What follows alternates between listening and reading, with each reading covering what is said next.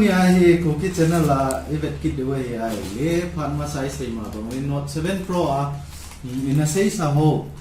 a video itiam ti ho iseu chu a video quality hoilo ho iseu chu tu ni ai event kit de way tu ni ai chawa he relevant mi apa na mobile khat a ki all that tha kinin ni chi ai le chalaya relevant amana ai le 599 hi in ti chu sanga jako som ko le ko hi in na it's a case on delivery hi in it's mi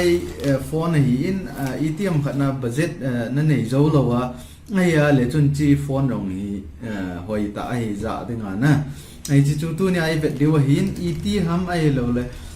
asung lang ho epp ham ti ana veo hitin to hi ga hong hitin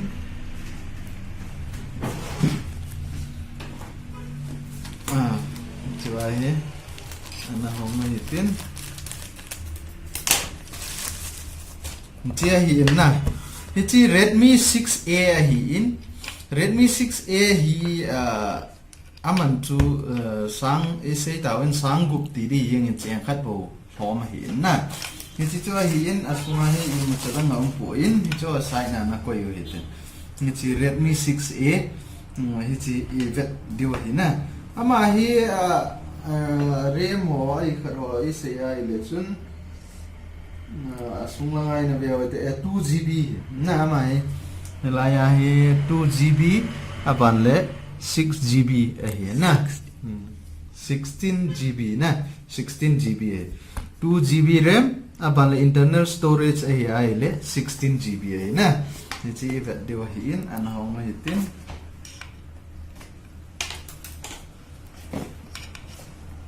hichi a phone cho hi ta in asungai mi cham lo hichi a phone cho hi in a color hi gold color pink color a hi na a hoi le en no ma ya dinga ki all the hi ji chun hichi a hoi le en no ma ya dinga bang chu fit and fine hi jing hichi chom hat ga ko hitin asung langai pp umam ga ve tin hichi paper work ho hi in aza dan ho ai lo wai la sim thun dan ho ne lo wai le chi english a ki jit nin english a ko na he chi na sima na bol the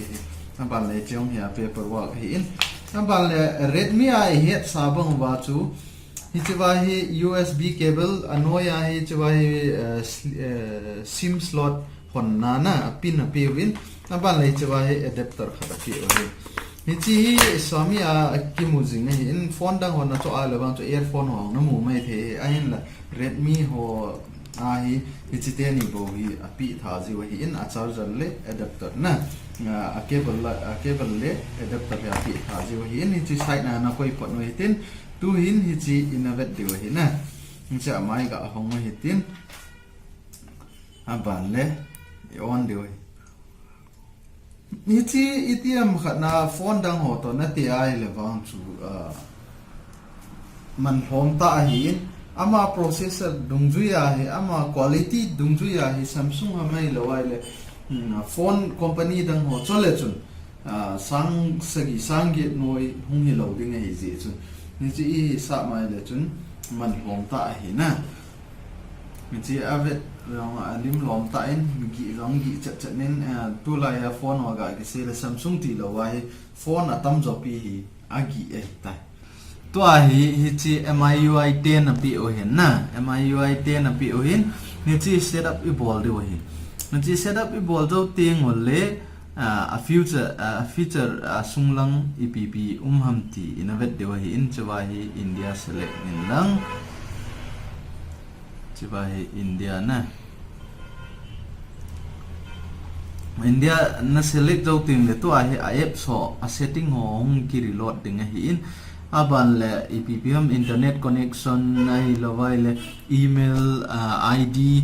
mi account ti ho hon ding hong ai ding hi in ai la hi chu ola I bol de hi nang ma dai da na ne ki bol ding hi in na nga chu hi setup in bol lo de hi in hi chi ahong ki setting jo wai chi loading ya hong ki chai tiang le aban event kit de hi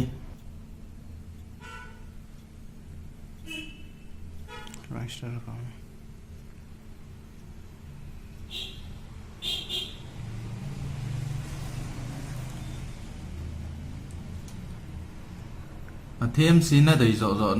na choose thế hin je default pa he ga ko yu hitin ban le next ball lo hitin ban le to hi chawa hi app song kilot kit ngai na chi chu chom khat ananga ki no hitin to ai setting ki chai ta in ni chi ana velo hen na ni chi wa hi ama default la app sapi si hi in nang in Facebook ho WhatsApp ho na de ai le na ki download the Facebook wang tai chalaya na Facebook tai na in la WhatsApp ho na de ai le chun nang in internet na connect nga ban le Play Store na chi na ki download the Play Store chi na dinga chu email ID ho ngai dinga hi na ngai la to hi a camera ga veo te ni chi a camera hi chalaya sakol lim khat aw min ni chi a camera hoi mo lo hi azi chu chi Redmi wa hi na za ta ai le chun a camera wa ni het sa hi ding hi in hi ta hi zoom on le Redmi ai CBS lo masanga Nokia ho 2 megapixel 3 megapixel hong pot la ya a hoi to banga chu Redmi ang hi hoi hi na je a chu min camera langa ong hi Redmi a trust pen hi na mi chi chu tunia unboxing e ga bol theyo Redmi 6A A6 na Redmi 6A unboxing e ga bol now hi chi chan chu hin tin itiam khat na nangon na budget lin lawa a hlom na cho no mai le chun hi chiong hi phone hoi ta hi ti chu ni ga se thewin te a detail ga ve kit lo han ni chlaya about phone a he ve le chun ni chlai iza kai ni het the hi chi a model he ai le Redmi 6A hi in a ban le Android version hi le 8.1 of pin anoi langa he anavekit le han chi MIUI Global 10.2 hi in aban le chilanga RAM anavelo hen 2GB hi in aban le internal storage ga vekit le hen 16GB hi na hi chi phone jang khai ta hi in chule a battery ong tho ta hi na hi chon hi chi battery phone man hom ta na cho no ma ai wang a hoi na de ya ni za kai support na do ya le chun hi chi phone hoi ta he ti chu iga 17 ni chi rose color hi in a hoi le in maya dinga kilom ta he ti chu tunia ga sei the hin tin ka ki pa e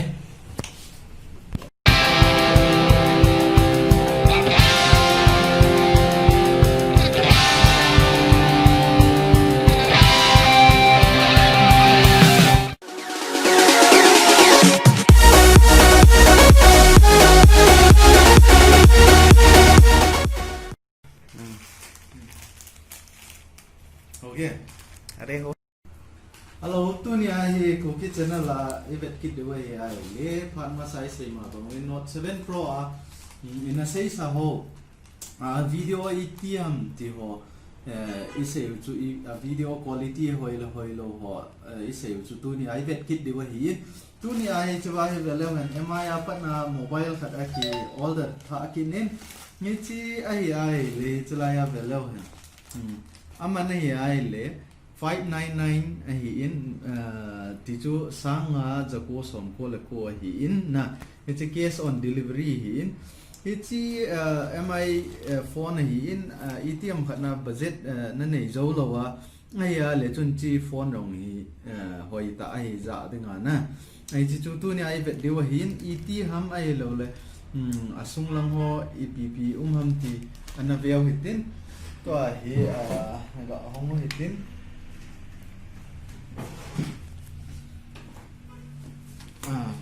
coba ya anak home hitin dia hi na hichi Redmi 6A hi in Redmi 6A hi aman chu sang ese tawin sang gup ti di yang cheng khat bo thom hi na hichi chu hi in asuma hi in chadang ngam po in hi chu sai na ko yu hitin hichi Redmi 6A hichi vet diwa hi na ama hi RAM ho ai kharo ise ai le chun asung ngai na beo te 2GB na mai la ya hi 2GB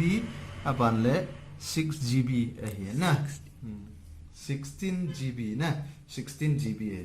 2GB RAM aban le internal storage ai le 16GB ai na ni chi vet dewa hi in an hong ma hitin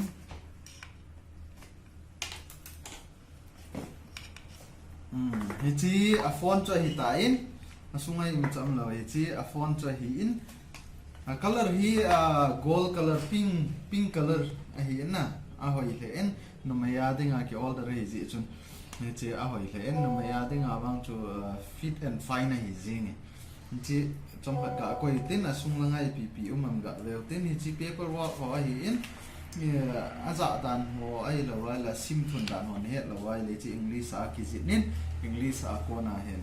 chi na sima na bol the hi na ban le chong ya paper work hi in na ban le redmi a hi sa bang ba chu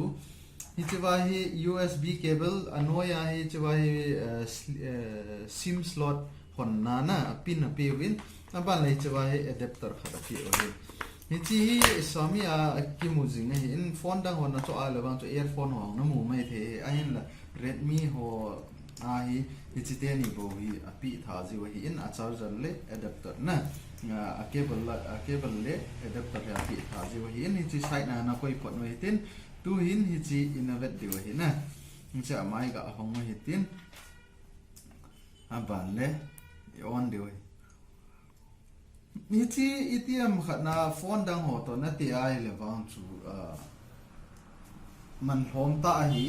ama processor dungju ya hi ama quality dungju ya hi Samsung amai lo ai le phone company dang ho chole chun sang ge noi hung hi lo ding hi ji chun ni chi sa mai le chun man hom ta hi na ni chi avet long alim lom ta in gi rong gi chat nen tu la ya phone wa ga ki se le Samsung ti lo wai phone atam zo pi hi agi e ta pos to a hi chi MIUI 10 a pi o hin na MIUI 10 a pi o hin ni chi setup i bol de hi ni chi setup i bol zo ting ol le a feature sunglang ipp ham ti innovate de hi in chwa hi India select nin lang chwa hi India na India na select zo ting le to a hi app so a setting ho hong ki reload ding hi in aban le EPPM internet connection nai lawai le email ID MI account ti ho hon ding hong ngai ding hi in ahin la hi chu ola I bol de hi nang ma dai da na ne ki bol ding hi in na na chu vai setup in bol lo de hi in hi chi ahung ki setting jo wai chi loading ya hong ki chai tiang le aban event kit de hi pause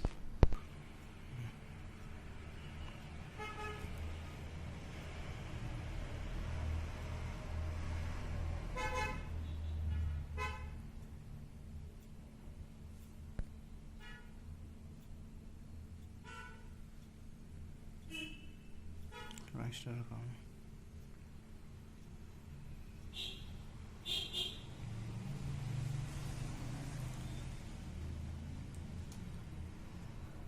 Thêm xin là đầy rõ rõ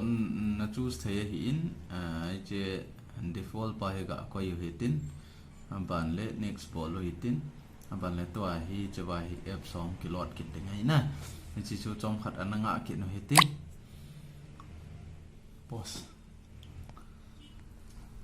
to ai setting ki chai ta in ni chi anavelo hen na ni chi wa hi ama default la app sapi si hi in nang in Facebook ho WhatsApp ho na de ai le na ki download the Facebook wang tai chalai na Facebook tai na in la WhatsApp ho na de ai le chun nang in internet na connect nga ban le Play Store na chi na ki download the Play Store chi na dinga chu email ID ho ngai dinga hi na ngai la tu a camera ga veo te ni chi a camera hi chalai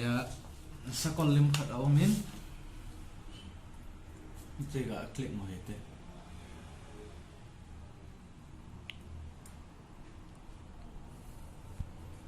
đấy, chơi camera hồi mò lôi à gì chứ chỉ Redmi ai nó giả ta ai là chun camera hồi này hết sai đấy ngay in hit tai zoom out le Redmi ai CBS lôi mà sang Nokia ho 2 megapixel 3 megapixel hong pot lại à hồi tao bằng à chứ Redmi ai hi hoi a hi na je a chu min camera langa ong hi Redmi Trust pen a hi na mi chi chu tunia unboxing e ga bol theyo Redmi 6A A6 na Redmi 6A unboxing e ga bol now hi chi chan chu hin tin itiam khat na nangon na budget lhin lawa a hlom na cho no mai le chun hi chiong hi phone hoi ta hi ti chu ni ga se thewin te a detail ga ve kit lo han ni chlai about phone a he ve le chun ni chlai iza kai ni het the